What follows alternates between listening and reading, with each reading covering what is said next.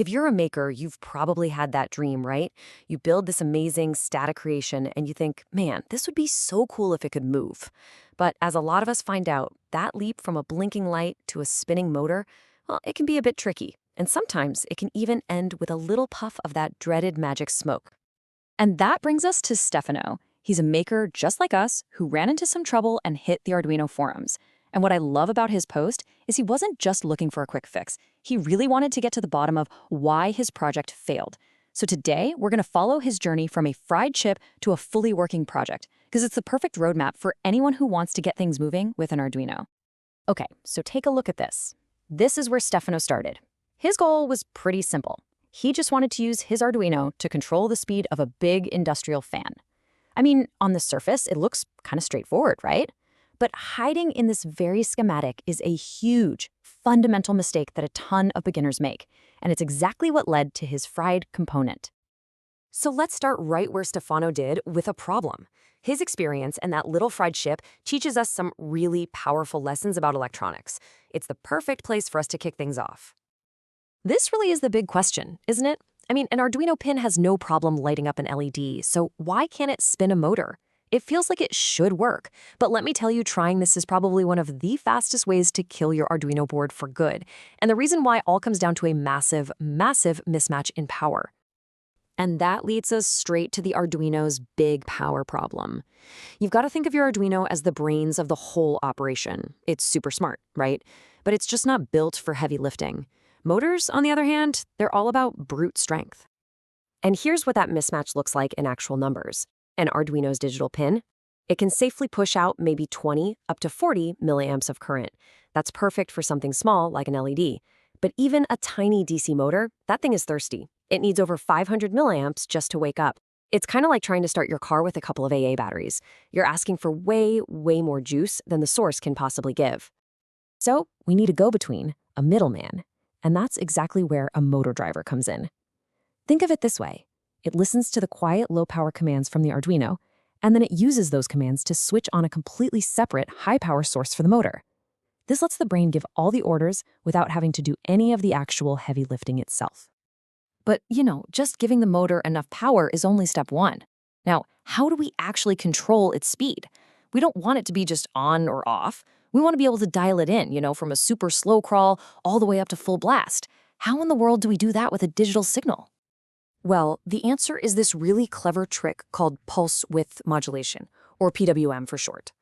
Instead of trying to change the voltage, the Arduino just sends out a series of incredibly fast on-off pulses. And by changing how long those on pulses are, what's called the duty cycle, we can precisely control the average amount of power that gets delivered to the motor. It's pretty genius. Check out this diagram to see how it works. See that 25% duty cycle? That means the power's only on for a quarter of the time, which gives you a nice, slow speed.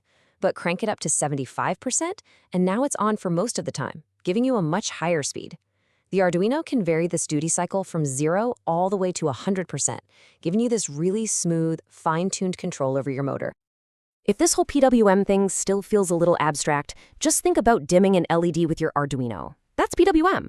When you do that, you're not actually lowering the voltage to the LED. You're just blinking it on and off so incredibly fast that your eyes can't see the flicker. It just looks dimmer. Controlling a motor speed works on the exact same principle. Okay, so now we know how to power a motor and how to control it. Let's take a second to talk about the motors themselves. Stefano was using a fan, which is basically a DC motor. But for your projects, you've got a few different options, and you really want to pick the right tool for the job. So here's a quick rundown. A standard DC motor, that's your workhorse. It's great for things that just need to spin, like the wheels on a robot or, well, a fan. A stepper motor is all about precision. It moves in these tiny exact steps, which is why you see them in things like 3D printers and CNC machines where you need perfect positioning. And then there's the servo motor. You use a servo when you need to move to a specific angle and just hold it there. Think steering for an RC car or moving a robotic arm. Picking the right one really just depends on what you're trying to build. All right, let's circle back to Stefano's story. He learned all this stuff about power and grounds and isolation, but honestly, the most important lesson he learned from the Arduino community had nothing to do with electronics at all. It was all about how he was thinking about the problem in the first place. This one comment from a forum member named Kopel was a total game changer. See, Stefano was asking about DC to DC isolation because he thought that was the solution. But Kopel pointed out that his real problem wasn't about isolation at all. His problem was, how do I control this specific fan? That little shift in perspective changed everything. This is such a classic trap, and it actually has a name. It's called the XY problem. It happens when you have problem X, and you think solution Y is the way to fix it. But then you get stuck on solution Y, so you go and ask for help with Y instead of just telling people about your original problem X. Stefano was so laser-focused on his attempted solution that he wasn't asking for the best way to reach his actual goal. But as soon as he reframed the question, he basically unlocked the collective brain of the entire community. People weren't just trying to fix his broken circuit anymore. They were showing him a much better, safer, and way simpler way to get the job done. And that right there is the magic of making stuff together. And here it is. This is the result of that journey. On the left, you've got his original problematic design, and on the right, you see the final solution that the forum came up with. It uses a cool little component called an optocoupler to safely isolate the Arduino signal from the fan's power.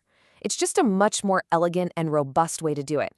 This picture really shows the whole story, from total confusion to a working, community-approved design. So, what are the big lessons we learned from Stefano's adventure? Let's break it down. 1. Arduinos are for thinking, not for lifting. Never, ever power a motor directly from its pins. 2. Always use a motor driver to handle the heavy-duty power. 3. Use PWM. It's your best friend for smooth speed control. 4. Pick the right motor for what you're trying to do. And finally, and this one might be the most important, make sure you're actually solving the right problem. Focus on your goal, not just the solution you think you need. So there you have it. You've now got the fundamental building blocks for adding motion to pretty much any project you can dream up. You get the power problem, you know how to control the seed, and you even have a new way to think about solving problems. The only question left is, what incredible thing are you going to make move?